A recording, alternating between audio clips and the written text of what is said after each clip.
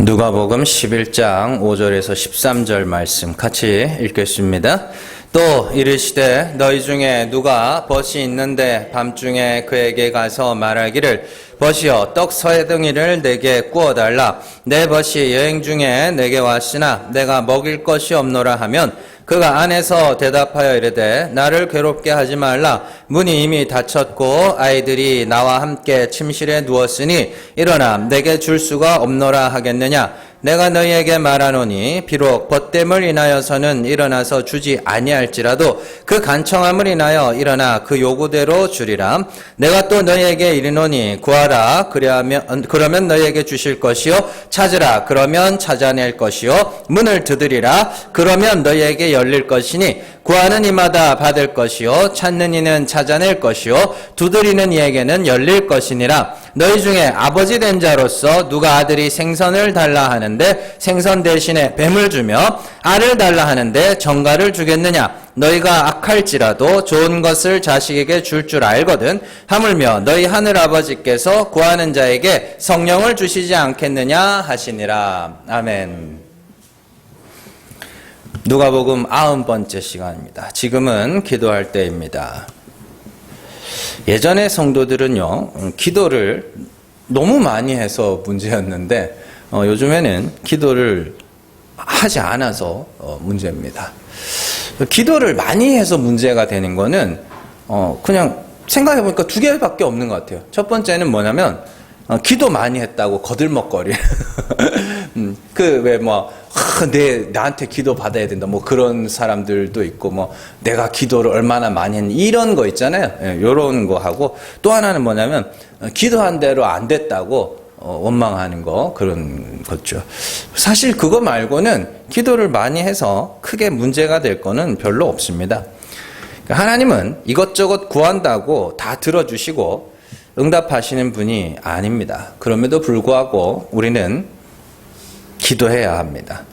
그래서 응답하시면 감사할 수 있으면 됩니다. 하나님이 하셨습니다. 이게 감사해요. 그냥 감사합니다. 그 정도가 아니라 하나님이 하셨습니다. 내 기도의 능력이 이런 거 안 하시면 된다는 소리입니다. 이제는 알만도 하잖아요. 그죠? 하나님이 하셨습니다. 그래서 그게 찬송이고 그게 감사란 말이에요. 그리고 안 되면, 기도한 대로 안 되면, 이게 하나님의 뜻이 아닌가 보다. 하나님은 이걸 원치 않으신가 보다. 인정할 수 있으면 됩니다. 근데 사람들은 자기 기도를 아까워해요. 내가 기도했는데 아까운 거야, 그게. 그래서 어떻게든 응답됐으면 좋겠는 거죠.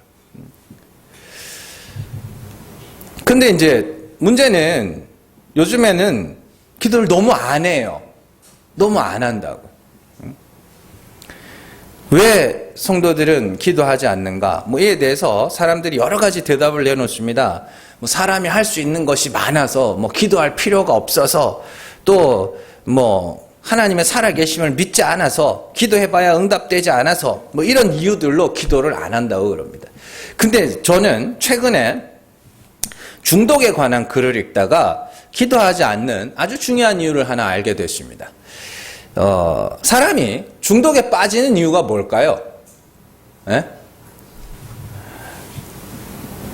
사람들이 중독에 빠지는 근본적인 이유는 현실을 외면하고 싶어서입니다. 그 구차한 현실들을 보기 싫은 거예요. 잘 산다고 해서 그 사람들의 현실이 좋다고 생각하지 마세요.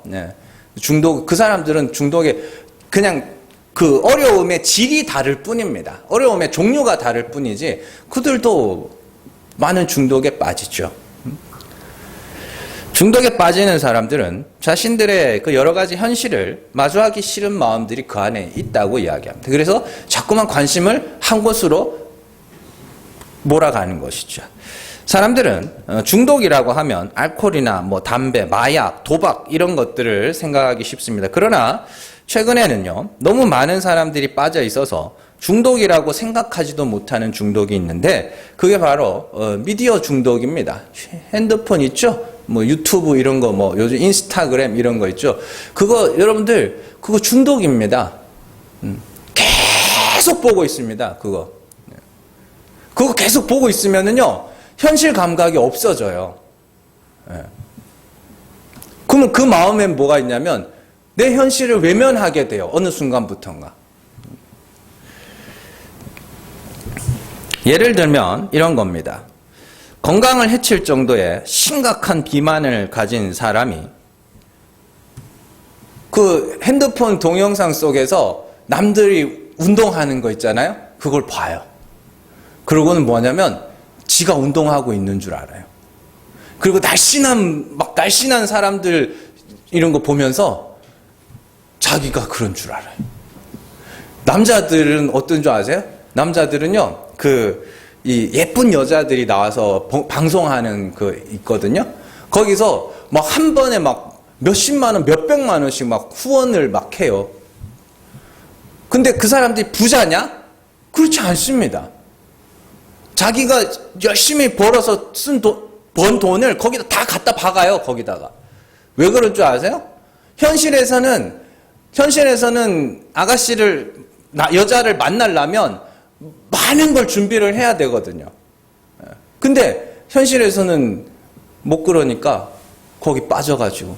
왜냐하면 이렇게 되게 웃긴 게 후원 얼마 주잖아요? 그러면 와서 춤춰보세요. 그러면 앞에서 여자가 그 자기 뜻대로 움직여준다고요. 그거에 그냥 정신이 팔려가지고 재산 다 갖다 버는, 대출까지 받아서 하는 사람들도 있습니다. 그게 중독이에요. 현실을 보기 싫은 거예요. 정말 몸이 진짜 건강을 해칠 정도의 비만인 사람들은 거울 앞에 서야 돼요. 그래서 자기 몸을 봐야 됩니다. 정말로 결혼을 하고 싶으면 자기를 꾸미고 책도 보고 연습도 하고 그렇게 해야 됩니다. 근데 그 현실이 너무 싫은 거예요. 그러니까 자꾸만 회피하는 거죠. 외면하고 회피하고. 인간 중독도 있습니다. 사람 중독이 있습니다. 뭔지 아세요? 여러분들 그런 적 혹시 있으십니까? 집에 들어가기 싫어가지고 자꾸만 약속 잡는 사람도 있습니다. 집에 들어가서 집안 꼬라지가 보기 싫으니까 안 들어가려고 자꾸만 약속을 잡는 거예요. 사람 만나는 게 나쁜 게 아니라 그 이유가 중요하다는 겁니다. 집에 들어가면은 온갖 근심거리, 걱정거리들 줄을 서 있기 때문에 그게 보기가 싫은 거예요. 그래서 자꾸 밖으로 돌아요. 밖으로 자꾸 돕니다. 쇼핑 중독도 마찬가지죠. 자꾸 집에 살 것도 없으면서 계속 봐요. 그러다가 이거 싸고 저거 싸고. 왜냐하면 그거 보는 동안에는 내 현실이 안 보이거든요.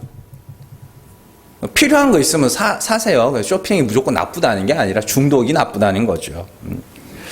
제가 그런 글들을 읽으면서 우리가 기도하지 않는 이유를 알게 됐습니다. 오늘날 성도가 기도하지 않는 이유는 믿음이 부족해서도 아니고요. 하나님을 부정하기 때문에도 아닙니다.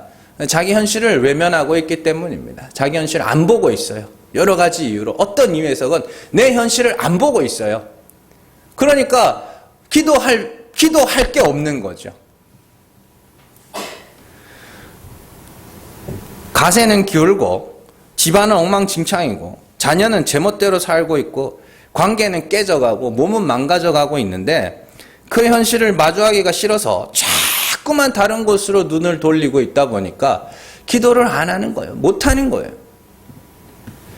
그러니까 요즘 같아서는 차라리 예전에 기복신앙이라도 회복됐으면 좋겠다는 생각을 합니다. 그때는 적어도 성도들이 자기 현실을 외면하진 않았거든요. 보고 쌀이 없으니까 쌀 주세요. 돈 없으면 돈 주세요. 집 없으면 집 주세요. 이거 했거든요. 근데 이제는 그것도 안 하는 거라. 현실을 안 보는 거예요. 전혀 안 보는 거예요. 이제는요, 핸드폰도 좀 끄시고 핸드폰 좀 그만 보시고 하나하나 현실을 보세요. 그러면 스트레스가 쌓이거든요. 화가 막 나거든요. 왜 이럴까? 근데 우리는 알잖아요. 우리는 구할 때가 있잖아요. 그때 기도하는 겁니다. 그때 기도하는 거라. 자꾸만 핸드폰 속에서 자꾸만 거기서 정답 없어요. 거기는. 그래서 우리가 우리 현실을 바라보면 내가 해야 할 게 보이고요. 내가 할 수 있는 것이 보이고 하나님께 구해야 할 것이 그제야 보이기 시작합니다. 조금 냉정하게 우리 현실을 좀 보셔야 됩니다. 그리고 기도하셔야 됩니다. 어떤 목사님들은 뭐 이런 기도는 하면 안 된다. 뭐 이런 기도는 하면 안 된다고 하는 사람들도 있는데 하면 안 되는 기도는 없습니다. 성경에 보면 사람 죽여주세요 하는 기도도 나오는데 그건 뭐 하면 안 되는 기도는 또 어디 있냐고요. 다 하세요. 다. 뭐든지. 아무리 내가 생각해도 이건 치사해가지고 야 이거 하나님 이거 들어주게 그런 것도 하세요. 왜 안 하시냐고. 무엇이든지 기도하고 무엇이든지 구하세요. 그리고 응답하시면 하나님이 하셨습니다. 감사하시면 됩니다. 그리고 응답하지 않으시면 이건 하나님의 뜻이 아닌가 보다라고 인정하시고 현실을 받아들이면 되는 것이죠. 여러분들 하나님이 역사하시기 전에 성도들에게 기도하라고 하시는 이유가 있습니다. 기도는 뭐예요? 기도는 내 불가능함의 고백입니다. 내가 안 돼서 하나님을 찾는 거거든요. 그러면 그때 하나님이 응답하시고 가장 좋은 것을 허락하여 주심으로 말미암아 하나님이 하셨네요. 이거예요 이게. 그래서 기도와 응답의 그 과정에는 우리 구원의 역사와 동일한 그런 메커니즘이 그 안에 들어있단 말입니다. 우리 구원이 어떻게 해요? 나 죄인입니다. 그래서 나는 하나님이 불쌍히 여겨주셔야 하는 자입니다. 그래서 주의 이름을 부르면 하나님이 그들을 불쌍히 여기서 구원하시고 왜 그렇게 구원하셔요? 하나님의 은혜를 찬송하도록 하겠어요. 이게 구원의 메커니즘 아닙니까? 여러분들의 기도와 응답의 메커니즘이 똑같다고요. 내가 막 이것저것 해서 안 돼요. 그래서 하나님 좀 도와주세요. 하나님 불쌍히 여겨주세요 하면 하나님이 그때 응답해 주시고 왜 그렇게 일하셔요? 하나님이 하셨네요. 그 감사와 찬송을 올려드리기 위해서. 그러니까 기도와 응답의 메커니즘과 구원의 메커니즘이 똑같다니까요. 왜냐하면 하나님은 항상 그런 식으로 일하시는 분이기 때문입니다. 그래서 결국 하나님이 원하는 건 찬송과 영광인 것이죠. 그러니 성경 속에 있던 하나님을 현실에서도 만나는 값진 경험을 할 수 있기를 주님의 이름으로 축원합니다. 그러니까요, 이제 집에 들어가세요. 집에 들어가시고 거울 앞에 좀 서시고 핸드폰도 좀 끄고 잘 보세요. 우리 남편이 어쩐지, 우리 아내가 어떤지, 우리 자식들은 어떤지, 우리 집안 꼬라지는 어떤지 잘 보세요. 잘 보시고 거기서 기도할 게 있으면 기도하세요. 그러면 그 간절함의 정도가 달라질 겁니다. 그래서 정말로 기도한 후에 꼭 하나님의 응답을 경험하시고 또 그로 말미암아 하나님이 하셨습니다. 감사하시고 그래서 이 땅에서 그게 우리가 구원을 맛보는 거예요. 경험하는 거예요. 자, 오늘 우리는 반드시 구해야 할 것과 하나님이 반드시 응답하시는 것에 대해서 배울 겁니다. 그러나 반드시 구해야 할 것을 제가 가르쳐 드린다고 해서 그것만 구하라는 뜻은 절대로 아닙니다.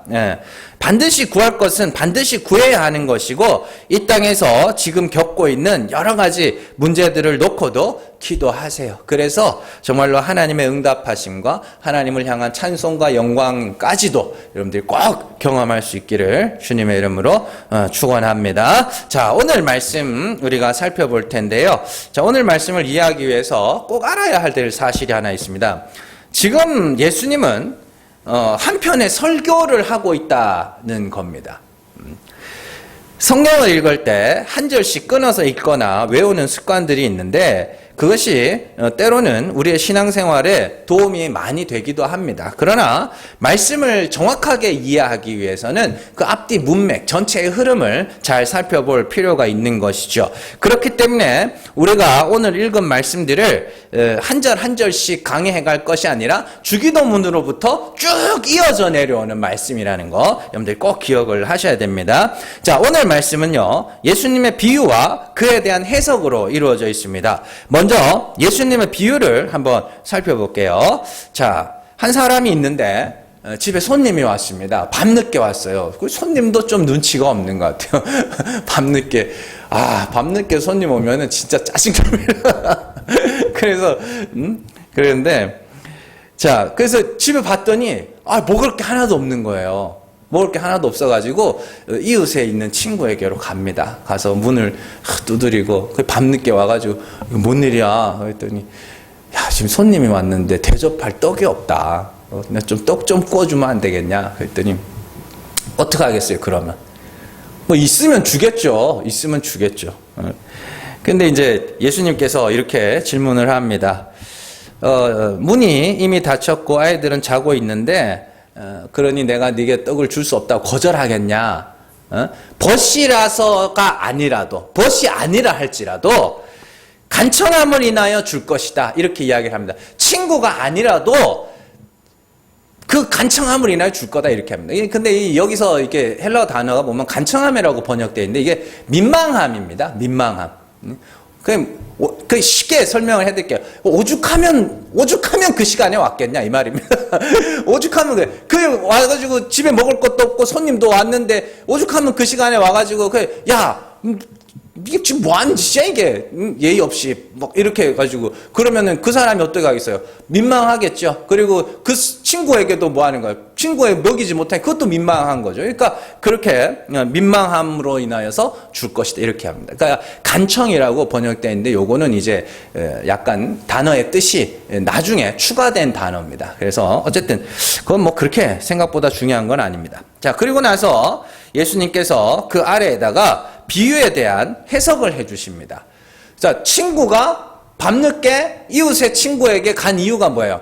떡을 구하기 위해서죠. 그러면서 야 민망해서라도 주겠다. 친구가 아니라 할지라도 민망해서라도 주지 않겠느냐라고 되물으신 후에 그 해석을 해주는데 구하라 주실 것이요 찾으라 찾을 것이요 두드리면 열릴 것이다.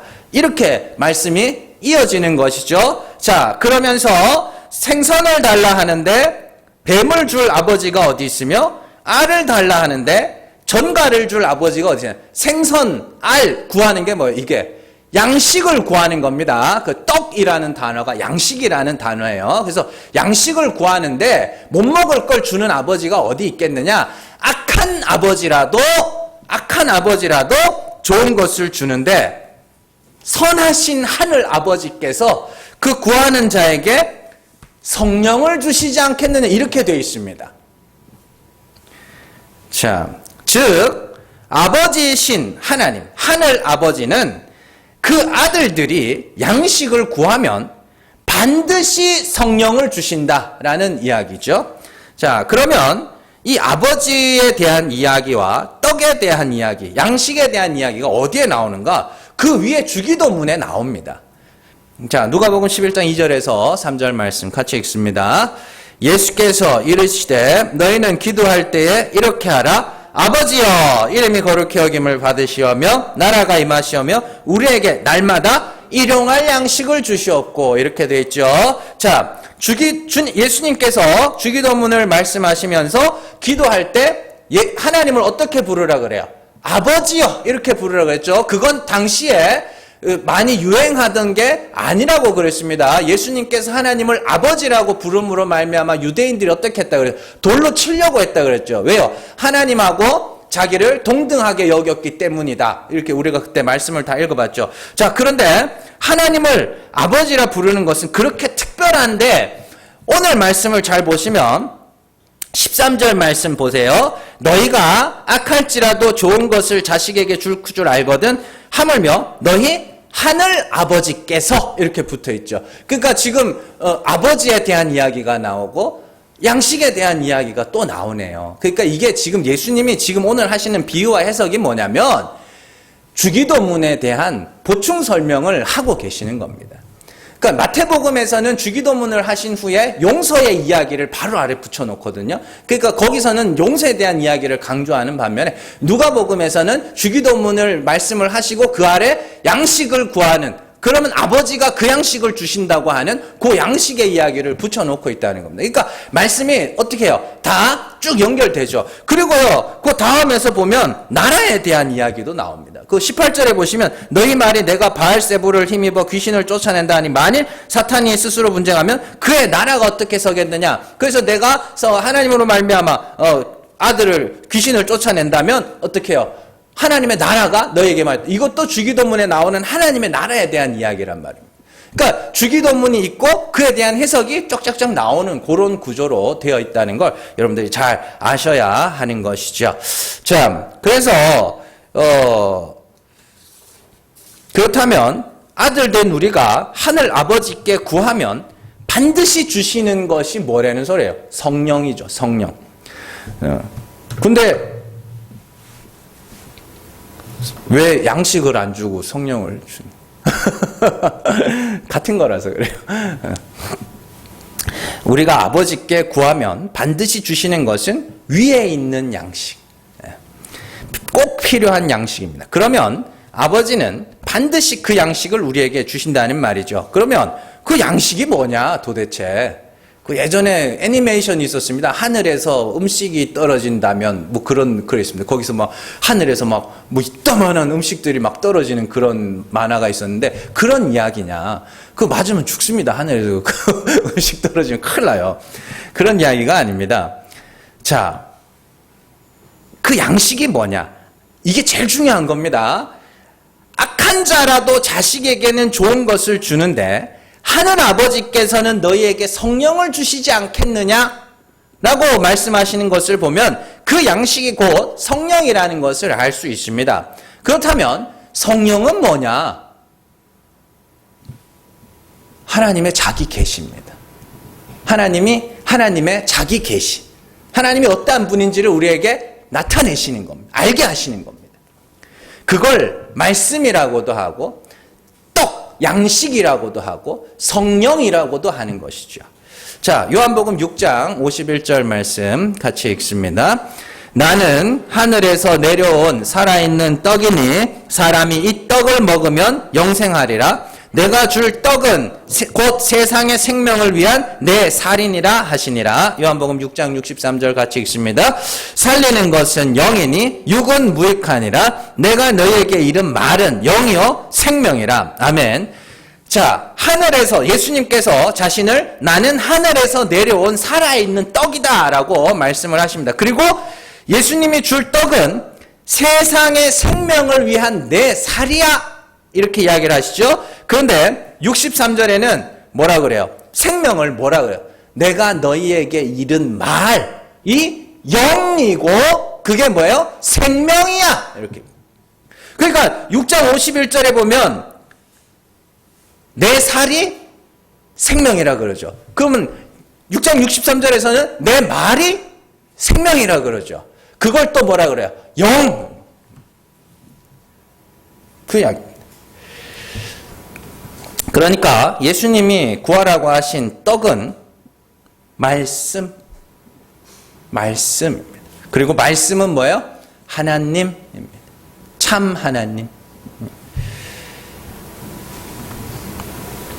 그래서 오늘 말씀만 보면 하나님 성령을 주시옵소서 하면 성령이 뿅 하고 임한다 그런 뜻이 아닙니다.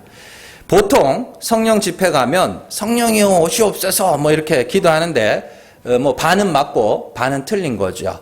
우리가 구해야 하는 건 말씀인데 말씀을 구한다는 건 뭐냐면 내가 하나님을 알기를 원합니다. 나는 하나님이 어떠한 분인지를 알기를 원합니다 라고 하면 하나님이 그에게 성령을 부으셔서 하나님을 알게 하신다는 뜻입니다. 그 기도를 구약에서요 그 기도를 했던 사람이 나옵니다. 유명한 사람입니다.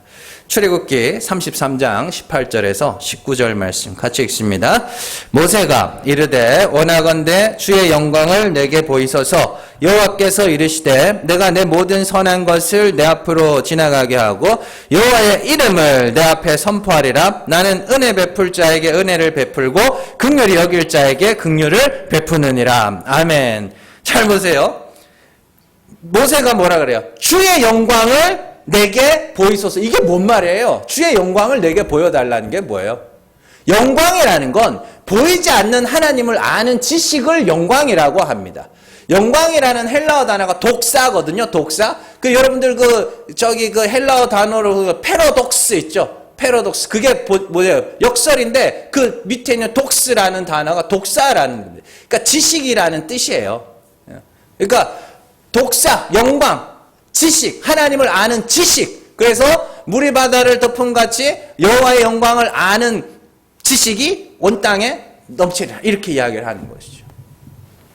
그러니까 하나님 영광을 보여주세요. 그건 뭐냐면 하나님이 어떠한 분인지를 내게 가르쳐 주세요. 그러자 하나님께서 그럽니다. 자, 여호와의 이름을 네 앞에 선포할 거야. 그게 뭐예요? 내가 어떤 하나님인지를 너에게 가르쳐 줄게. 그리고는 내가 어떤 하나님이라 그래요? 나는 은혜 베풀 자에게 은혜를 베풀고 긍휼히 여길 자를 긍휼히 여기는 하나님이야. 이렇게 이야기를 합니다. 그러면 이제 그 앞에서는 서야 되는 사람 어떻게 서야 돼요? 은혜 받아야 할 자로, 긍휼히 여김을 받아야 할 자로 서야 하는 것이죠. 그게 이제 말씀이 그 안에 임하여 그가 말씀대로 사는 거, 말씀대로 되는 거, 하나님의 뜻대로 된다고 이야기합니다. 말씀대로 산다는 것은 이 성경에 나오는 계명들, 구절들을 하나하나 외워가지고 그 구절대로 산다는 그 이야기가 아닙니다. 말씀대로 산다는 건 하나님이 어떠한 분인지를 알았잖아요. 모세에게 하나님이 나는 어떤 분이라 그래요? 나는 은혜 베풀 자에게 은혜 베풀고 긍휼히 베풀 자, 긍휼을 베풀 자에게 긍휼을 베푸는 하나님이라 그랬잖아요. 그러면 그 말씀대로 산다는 게 뭐예요? 내가 하나님의 은혜 받아야 할 자로, 긍휼히 여김을 받아야 할 자로 낮아지는 거. 그것이 곧 뭐예요? 말씀대로 사는 거라고 이야기합니다.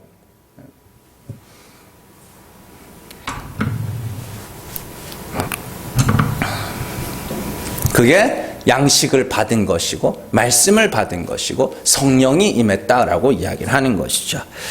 자, 여기서 이제 한 가지 문제가 발생합니다. 그렇다면 우리는 과연 하나님이 어떠한 분인지를 알기를 구한 적이 있느냐? 이게 문제죠. 여러분들, 대부분 우리가 하나님께 기도할 때는 자신의 필요나 자신의 부족한 것을 채워주기를 바라는 기도들이 대부분입니다. 그러나 우리가 그 모든 것보다 앞서서 해야 할 기도는 하나님이 어떠한 분이신지를 알기를 원하는 기도입니다. 왜냐하면 하나님을 알아야 그 하나님하고 뭐예요? 화목할 수 있게 됩니다. 올바른 관계를 맺을 수 있기 때문입니다. 하나님이 어떠한 분인지를 모르니까 하나님하고 올바른 관계를 맺을 수가 없는 것이죠. 그리고 잘못된 하나님으로 알고 있으니까 자꾸만 그 앞에서 어떻게 해요?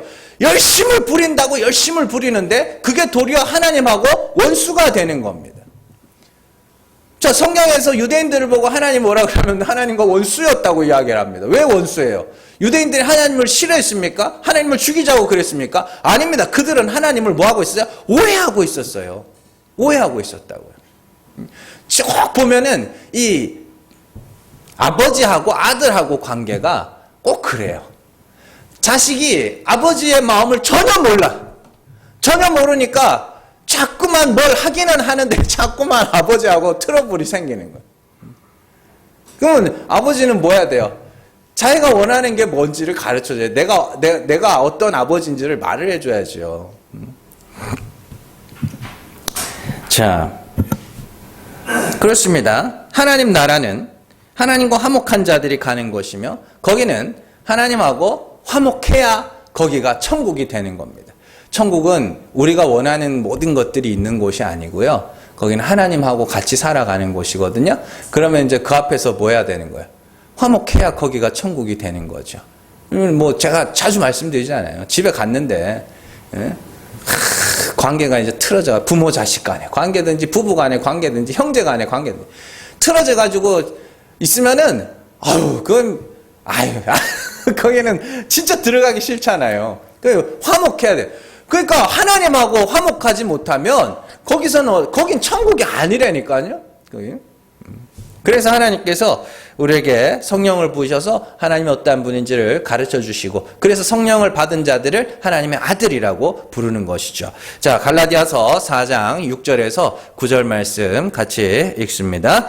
너희가 아들임으로 하나님이 그 아들의 영을 우리 마음 가운데 보내사 아빠 아버지라 부르게 하셨느니라. 그러므로 네가 이후로는 종이 아니요 아들이니 아들이면 하나님으로 말미암아 유업을 받을 자니라. 그러나 너희가 그때에는 하나님을 알지 못하여 본질상 하나님이 아닌 자들에게 종노릇하였더니 이제는 너희가 하나님을 알 뿐 아니라 더욱이 하나님의 아신 바 되었거늘 어찌하여 다시 약하고 천박한 초등학문으로 돌아가서 다시 그들에게 종노릇하려 하느냐. 아멘. 8절과 9절을 잘 보세요. 8절을 보시면 그때에는 그죠? 너희가 그때에는 하나님을 알지 못하여 9절에서는 이제는 너희가 하나님을 알 뿐 아니라 그때에는 이제는 자 그때는 하나님을 몰랐는데 이제는 하나님을 알았다 그래요. 그러면 그때와 이제는 그걸 나누는 기준이 뭐예요? 너희가 아들임으로 아들의 영을 받았잖아요. 그 시점을 기준으로 해서 그때는 이전에는 너희가 하나님을 몰랐지만 성령을 받고 나서 이제는 너희가 하나님을 알았다 이렇게 이야기를 하는 것이죠. 그러니까 제가 지금 계속 양식, 말씀, 성령 그 이야기를 지금 하나로 엮어가고 있는 겁니다. 그러니까 성도가 하나님 앞에 구하면 반드시 얻는 게 뭐예요? 하나님을 알게 되는 거. 그러니까 내가 하나님이 어떤 분인지를 알았으면 좋겠습니다. 그러면 하나님이 어떤 수를 써서든지 알게 하신다는 소리입니다. 그건 제가 경험한 거고 여러분들이 이 가운데서 경험하고 있는 사실이기도 한 것이죠.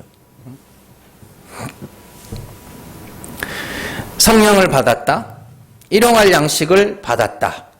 하늘의 떡을 받았다. 그거는 내가 하나님이 어떠한 분인지를 알게 되었다라는 뜻과 같습니다. 그러면 그걸로 끝인가? 그걸로 끝이 아닙니다. 그걸로 끝이 아니고 성령이 우리 가운데 역사하여 하나님의 어떠한 분인지를 알게 되었으면 그 성령이 우리 속에서 역사하여 하나님하고 화목한 자로 만들어갑니다. 우리가 화목해져야지 하나님하고 화목해져야지가 아닙니다. 말씀이 여러분들 안에서 그 일을 해나가시는 것이죠. 하나님께서 모세에게 하나님이 어떠한 분이라고 나타내셨어요? 은혜 받을 자에게 은혜를 베풀고 긍휼히 여김을 받을 자에게 긍휼히 여기시는 분이라고 그랬습니다. 자, 그러면 은혜 받을 자가 누구고 긍휼히 여김을 받아야 할 자가 누구예요? 가난한 자예요. 가난한 자라고요. 죄인들입니다. 의가 없는 자들입니다. 그의 의에 줄이고 목마른 자들이죠. 그래서 하나님이 은혜 베푸실 자로 하나님이 긍휼히 여기셔야 할 자로 우리를 낮추어 가시는 것이 말씀의 능력이며 성령의 역사인 것이죠. 자, 고린도후서 4장 6절에서 7절 같이 읽습니다.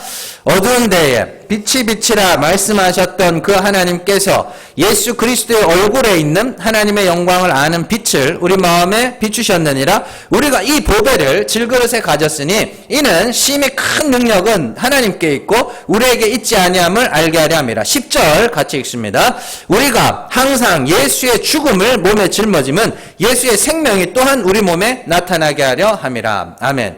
자, 보세요. 어두운 데에 빛이 빛이라 말씀하셨던 하나님. 그 빛이 뭐냐면 예수 그리스도의 얼굴은 뭐라 그랬어요? 얼굴. 파님은 나타낸다라는 단어입니다. 얼굴은 나타내다라는 뜻이에요. 자, 그래서 예수님이 나타내신 하나님의 영광, 하나님이 어떠한 분인지를 아는 빛을 우리 마음에 비추셨어요. 그래서 예수께서 나타내신 하나님이 은혜의 하나님이셨죠. 죽은 자를 살리시는 하나님이셨죠. 그 마음에 비추셨어요. 자, 그러자 우리가 이 보배가 뭐예요? 그리스도의 얼굴에 있는 하나님의 영광을 아는 빛이 보배입니다. 그 빛을 질그릇에 가졌더니 어때요? 심히 큰 능력, 구원 얻는 능력은 하나님께 있고 우리에게 있지 않구나. 그러면 어떻게 해요? 불쌍히 여기다. 그리고 10절에서 우리가 항상 예수의 죽음은 십자가에서 저주를 받아 죽으신 그 죽음이죠. 내가 저주받아 죽을 죄인임을 알게 되자 죽은 자를 살리시는 하나님의 은혜도 우리가 알게 되더라. 이런 뜻입니다.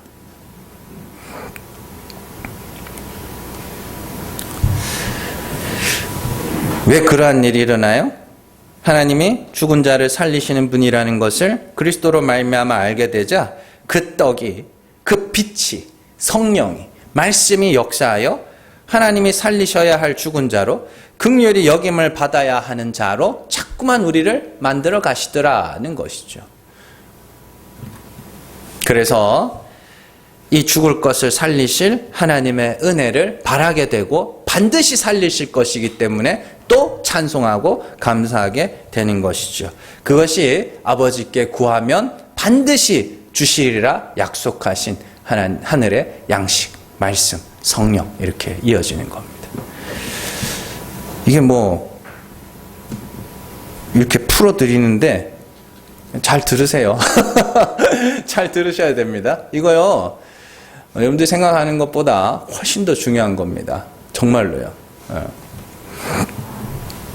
자, 그래서 하나님이 어떠한 분인지를 알기를 원하여 하나님께 하나님, 나는 하나님이 어떠한 분인지 알기를 원합니다. 이렇게 구하는 자들에게는 하나님이 얼굴을 들어 평강을 주십니다. 민수기 6장 24절에서 26절 말씀 같이 읽습니다. 여호와는 내게 복을 주시고 내게 지키시기를 원하며 여호와는 그의 얼굴을 내게 비추사 은혜 베푸시기를 원하며 여호와는 그 얼굴을 내게로 향하여 드사 평강 주시기를 원하노라 할지니라 하라. 아멘. 축복, 하나님의 축복이 뭐냐면 이게 이제 축도로, 옛날 목사님들은 축도로 이 구절을 많이 이용했습니다. 하나님께서 아론에게 백성을 축복할 때 이걸 말하라 그랬거든요. 그러면 이 내용이 뭐냐? 얼굴을 비추사. 얼굴을 비추는 게 뭐야? 하나님이 그에게 자신을 나타내신다는 소리입니다. 얼굴을 향하여 드사. 똑같은 겁니다. 우리에게 하나님 어떤 분을 나타내심으로 말미암아 평강을 주신다. 뭐예요? 평강이 뭐예요? 평강. 하나님하고 화목되는 게 평강이라 그랬죠. 그래서 하나님이 우리에게 어떠한 본질을 나타내심으로 말미암아 하나님하고 우리를 화목하게 만드시겠다. 그게 복이야. 하나님은 그걸 지키시겠다. 이런 뜻입니다. 참, 이게 왜 중요하냐면요, 인간은 이 자기의 추측을 진실로 받아들이는 아주 어리석은 습관이 하나 있습니다. 내가 추측하고 짐작을 해요. 그런데 그걸 뭐라고 하냐, 그걸 진짜로 믿어버리는 것이죠. 하나님은 이런 분이겠지? 라고 자기들 마음대로 상상을 해요. 추측을 해요. 그리고는 그걸 사실로 믿어버립니다. 그게 종교라고 그러는 거죠. 종교. 여러분들, 성경에 보면 우상에 대해서 늘 붙어 나오는 말이 있어요. 사람의 손으로 지은 우상. 사람의 손으로 지었다는 게 사람이 막 이걸 깎아가지고 만들었다는 게 아니라 그 우상이라는 것 전체가 다 사람들이 만들어 놓은 거래요. 자기가 상상해가지고 신이 있다면 이러지 않을까라고 만들어 놓고는요, 진짜 바본 게 지가 만들어 놓고는 지가 그 앞에서 절하고 있는 거예요. 진짜로요. 자기가 만들어 놓고 자기가 그 앞에서 빌고 있는 거예요. 그 우상이에요, 그게. 그런데 전부 다 하나님께서 눈을 안 열어주면, 참 하나님을 안 가르쳐주면 전부 거기 끌려갑니다. 종교라는 게 그래요. 그래서 우상의 종이라고 부르지 않고 성경이 사람의 종이라고 부르는 이유가 거기 있습니다. 사람이 우상을 만들어 놓고 거기에 사람들이 막 빌고 있어요. 그래서 이 기드온의 아버지가, 기드온이 이제 하나님께서 기드온에게 나타나셔가지고 처음 맡기신 일이 뭐냐면, 저 가가지고 저기 바알의 단을 찍고 아세라 신상을 박살내라 그럽니다. 그리고 가가지고 아세라 신상 목 날리고 막 바알의 단을 회파하고 이러죠. 그랬더니 사람들이 우리 바알신을 네가 바알의 단을 훼손했다고 기드온을 죽이겠다고 찾아옵니다. 그때 이제 기드온 아버지가 그런 이야기를 하죠. 야, 바알이 진짜 신이라면 자기가 원수 갚겠지. 에? 지가 원수 갚겠지. 왜 니네가 나서 그래요. 여러분들, 이 지금 종교 전쟁, 특히 이슬람권에서 잘 보세요. 자기들은 성전이라고 한다고 그럽니다. 거룩한 전쟁이라고. 정말 성전이에요, 그게? 정말 그게 자기들이 신을 위해서 싸우는 겁니까? 아니 정말로 그 신이 살아있다면 자기가 알아서 갚겠죠, 원수를. 그게 종교예요. 근데 우리도 한순간에 그리 넘어갈 수 있다니까요. 그래서 하나님을 아는 게 그렇게 중요한 겁니다. 근데 예수님께서 오셔서 참 하나님은 이런 분이다라고 아무도 보지 못한 그 하나님을 나타내셨습니다. 그래서 사람들이 어떻게 해요? 너 왜 내가 알던 하나님하고 다른 하나님을 전해? 그러고 죽여버린 거예요. 그게 고린도전서에 나오는 말씀이죠. 자기들은 하나님이 인간의 행위를 따라서 구원도 하시고 보상도 내리시고 또 인간의 행위를 따라서 형벌도 내리시는 분이라고 알고 있었는데, 하나님의 아들이라는 자가 와서는 자꾸만 은혜를 이야기하고 도리어 많은 행위를 쌓은 자들을 독사의 자식이라 하면서 자기들이 그렇게도 시기하고 그렇게도 멸시하던 세리와 창기와 죄인들과 어울려 다니시면서 심지어 그들을 이들이 의로운 자야 그래버리니까 자기들이 알고 있는 하나님하고 하나님의 아들이라고 하는 자가 와서 나타낸 하나님하고 서로 다른 거예요. 그러니까 뭐 하는 거예요? 죽여버리는 거예요. 그게 예수가 하나님의 아들이심을 믿지 않는다라고 이야기를 하는 겁니다. 누가 뭐 예수님의 뭐 신성이, 인성이, 그게 뭐가 중요한데? 여러분들 성육신이 여러분들하고 뭔 상관이 있어요, 그게? 예수님은 완전한 신성과 완전한 인성을 갖고 오셨다. 그게 성육신 교리잖아요, 그게. 그게 여러분들하고 무슨 상관이 있는데요? 예? 예수님은 하나님의 아들이십니다. 다 알아요, 그건. 그게 여러분들하고 무슨 상관이 있냐고요. 예수님이 하나님의 아들이라고 하는 것은, 아들이라는 건 아버지를 나타내는 자입니다. 예수께서 나타내신 하나님이 참 하나님이심을 믿는 것이 예수가 하나님의 아들이심을 시인한다고 이야기를 하는 거예요. 그거 사실, 그 정보가 중요한 게 아니고 그게 뭔 말인지를 알아야죠. 삼위일체 하나님하고 여러분들하고 무슨 상관이 있어요? 하나님이 삼위일체가 아니면 안 되는 이유가 있어요, 여러분들? 예? 하나님이 삼위일체가 아니면 여러분들한테 뭐 그게 구원이 뭐 어떻게 잘못됩니까? 삼위일체 하나님이라는 건 본체이신 하나님, 그리고 보이는 하나님으로 오신 성자 하나님, 그리고 우리 마음속에서 그 하나님이 어떠한 분인지를 깨닫게 하신 성령 하나님, 그래서 삼위가 동일하신 하나님으로서 참 하나님이 어떠한 분인지를 이게 나타내기 때문에 그 삼위일체 교리가 중요한 것이지, 하나님의 뭐 동일한 하나님께서 세계의 위격으로 존재하신다는 그게 우리하고 뭔 상관이 있는데요, 그게. 참 하나님이 어떠한 분인지를 아시라고요. 그게 진짜 중요한 거라고요. 그래서 사람의 종이 되지 마시라고요. 얼마나 많은 사람들이 하나님의 이름을 이용해가지고 자기 욕심을 채우고 있습니까? 하나님이 어쩌고 자기가 싫은 거면서. 그러니까 여러분들 참 하나님을 알게 되면 여러분들의 신앙생활에 굉장한 유익이 있습니다. 자, 여러분들 이제 마지막으로 제일 중요한 거. 그러면 하나님께서 왜 구하면 주실 것이고 찾으면 찾을 것이고 두드리면 열릴 것이라 예수님이 왜 그렇게 말씀을 하시는가? 간단합니다. 하나님이 그렇게 하겠다고 약속하셨기 때문에, 구약에서. 자, 예레미야 31장 34절 말씀 같이 읽습니다. 그들이 다시는 각기 이웃과 형제를 가리켜 이르기를 너는 여호와를 알라 하지 아니하리니 이는 작은 자로부터 큰 자까지 다 나를 알기 때문이라. 내가 그들의 악행을 사하고 다시는 그 죄를 기억하지 아니하리라. 여호와의 말씀이니라. 아멘. 장차 어느 날이 오면 작은 자로부터 큰 자까지 다 하나님을 알게 될 거래요. 다 하나님을 알게 될 거래요.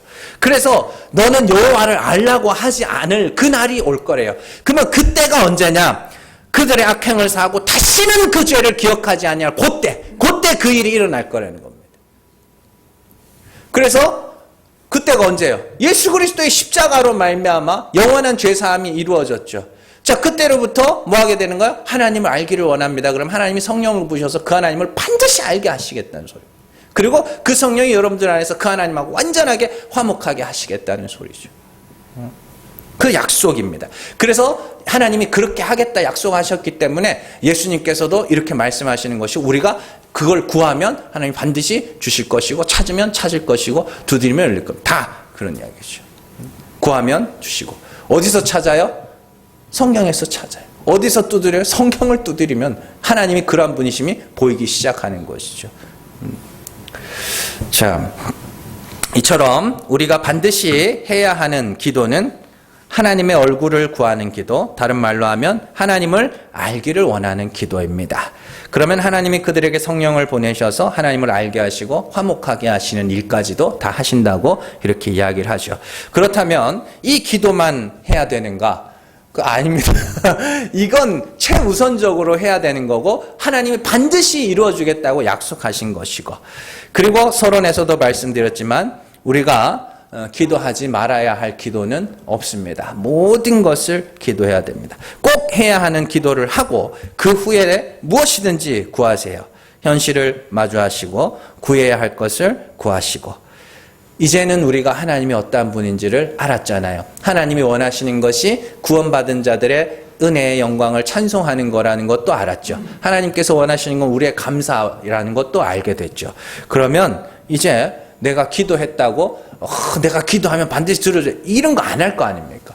그러면 진짜로 기도하는 거예요. 정말로 기도하는 겁니다.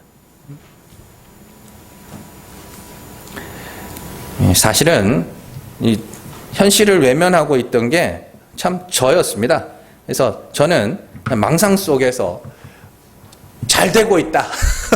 우리 게 잘 되고 있다. 그런 망상 속에서 살았습니다. 그러다 기도를 안 했다는 게 아니에요. 그래서 잘 되고 있다고 스스로를 속이면서 현실을 회피하고 있었습니다. 그러다가 이제 조금씩 현실에 눈을 뜨기 시작하는 거죠. 그러면서 기도할 것들이 밀린 숙제처럼, 그 옛날에 그 뭐 학습지들 있잖아요. 한 주에 하나씩 날라오던, 한 달에 하나씩 날라오던 그런 학습지들. 그거 밀리면은 진짜 막 한도 끝도 없이 밀리거든요. 그것처럼 기도가 밀린 숙제처럼 산더미처럼 쌓여 있다는 것을 알게 됐고, 그래서 저는 최근에 우리 교회의 부흥을 위해서 정말로 간절하게 기도하고 있습니다. 안 된다고 주변에서 너무 말을 많이 듣고 그래가지고 그건 네 생각이지. 정말 하나님께서 역사하시면 어떤 일이든지 일어날 수 있다. 그런 마음으로 열심히 기도하고 있고요. 우리 예배 회복을 위해서 정말로 기도하고 있습니다. 예배 회복 수요일 금요일 새벽 예배까지 하나님께서 정말로 많은 사람들과 함께 예배하는 그날들이 우리 속히 임하도록 정말로 기도하고 있고요. 우리 성도들의 축복을 위해서도 기도하고 있습니다. 언제까지나 구차하게 살 수는 없으니까 하나님 어떻게든 축복해달라고.